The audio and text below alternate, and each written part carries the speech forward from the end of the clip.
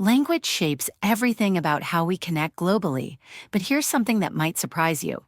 Studies show that over 80% of online content is in English, even though native English speakers make up less than 20% of internet users.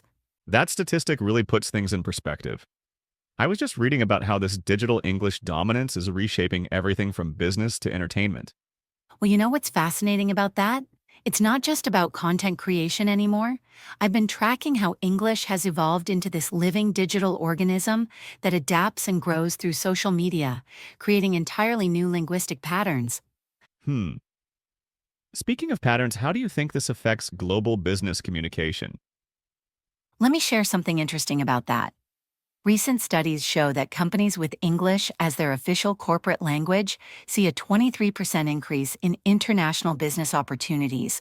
It's become this invisible bridge connecting markets across continents. That's such an important point about bridges. I recently observed how English serves as this universal translator in tech startups across Asia. Oh my goodness, yes. And here's what's really mind-blowing. In places like Singapore and India, they're developing their own unique versions of English that blend local expressions with global business terminology. It's like watching language evolution in real time. Well, that reminds me of something I read about linguistic adaptation. How would you explain the difference between traditional English learning and modern digital English acquisition? Take a moment to think about it. So here's what's really interesting about that. Traditional learning focused on perfect grammar and pronunciation, right?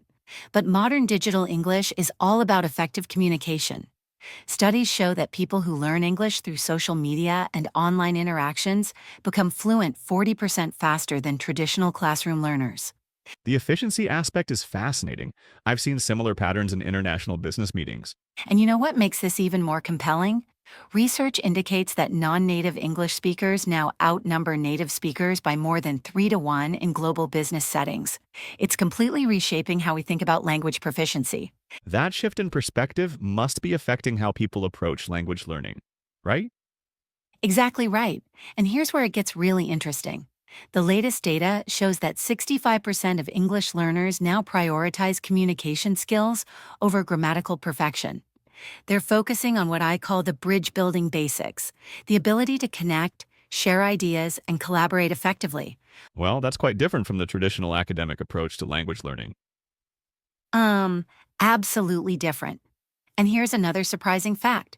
Studies show that exposure to informal English through social media can increase vocabulary acquisition by up to 50% compared to traditional methods. It's like this massive unplanned language experiment happening in real time. The implications for global education must be significant. You know what's fascinating about that? Universities are reporting a 300% increase in online English learning programs since 2020. But here's the real kicker. Nearly 70% of these programs now incorporate social media and digital communication elements.